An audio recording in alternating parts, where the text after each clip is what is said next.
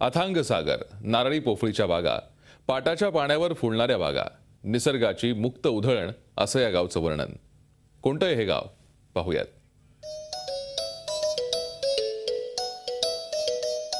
पंतप्रधान नरेंद्र मोदी यांच्या स्वप्नातील आदर्श ग्राम योजनेअंतर्गत अनेक खासदारांनी अनेक गावं जी आहेत ती दत्तक घेतलेली आहेत. खासदार गजानन कीर्तीकर यांनीही एक गाव जे दापोली तालुक्यातलं दत्तक घेतलेलं आहे. आपण पाहणार आहोत नेमकं कोणतं गाव गजानन कीर्तीकर यांनी दत्तक घेतलेलं आहे ते. आपण सध्या आलोय आसूद या दापोली तालुक्यातल्या गावामध्ये. खरं तर श्रीना पेंडसे यांची गारंबीचा बापू ही कादंबरी ज्यावेळी वाचल्यानंतर आसूदचं चित्र जे आहे ते डोळ्यासमोर उभं राहतं. नारळी पोफळीच्या बागा असणारं हे गाव म्हणून प्रसिद्ध आहे. नेमका काय गावाच्या समस्या आहेत, नेमकं काय गावात चित्र आहे हे आपण पाहणार आहोत. चला तर जाऊया आसूद या गावामध्ये.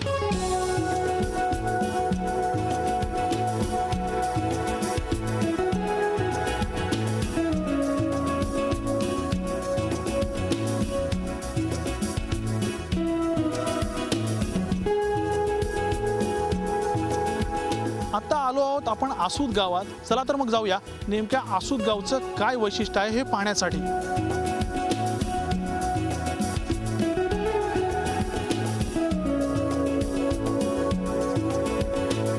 दापोली तालुक्यातलं आसूद गाव. गावात अजूनही पाटाच्या पाण्यावर बागा फुलतात. नारळी पोफळीच्या या बागा गावाला हिरवगार ठेवतात आणि पर्यटकांना भुरळे घालतात.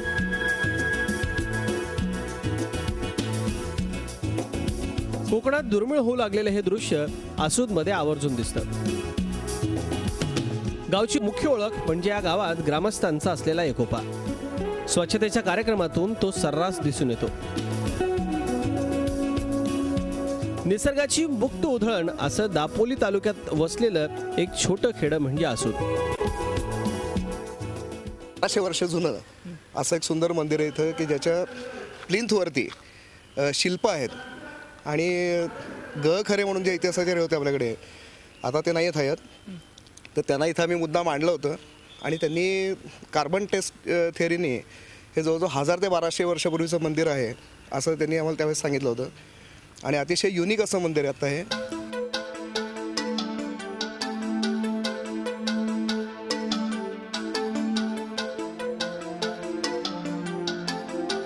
दापोली या तालुक्याच्या ठिकाणापासून सुमारे 7 किलोमीटरवर आसूद हे गाव वसलंय. सुमारे 3000च्या आसपास लोकसंख्या असलेलं हे गाव निसर्ग संपन्न आहे असंच वर्णन करावं लागेल. गावातून आसव नदी वाहते म्हणून या गावाला आसूद हे नाव पडलं.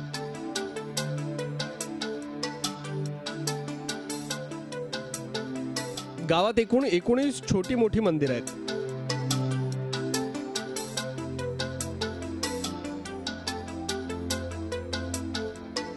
आसूदच्या बागेतलं व्याघ्रेश्वर मंदिर शिवकालीन इतिहासाची साक्ष देत आहे.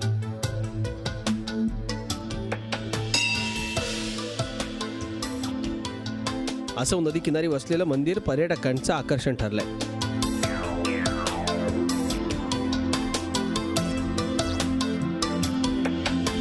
या मंदिराकडे जाणारा रस्ता फारच अडगळीचा आहे.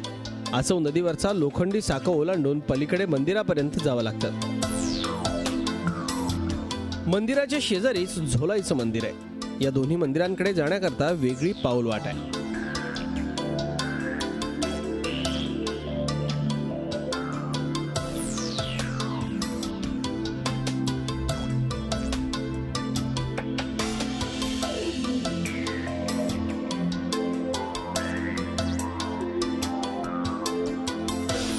खूप पूर्वापार वसलेलं असं खेडं आहे.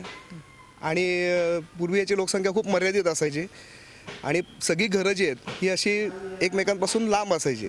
परंतु आता जवळजवळ 3000+ अशी इथं लोकसंख्या आहे.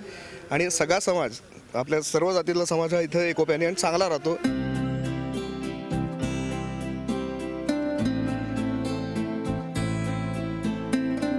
दापोली तालुक्यात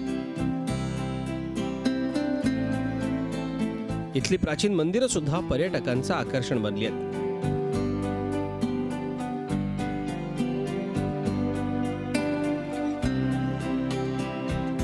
दापोली शहरापासून 7 किलोमीटर अंतरावर आसूद बाग इथं पांडवकालीन केशवराज मंदिर आहे. मंदिर डोंगरात वसलेलं आहे, हे याचं खास वैशिष्ट्य. मंदिरासमोर असलेल्या गोमुखातून बारमाही जिवंत झरा वाहतो.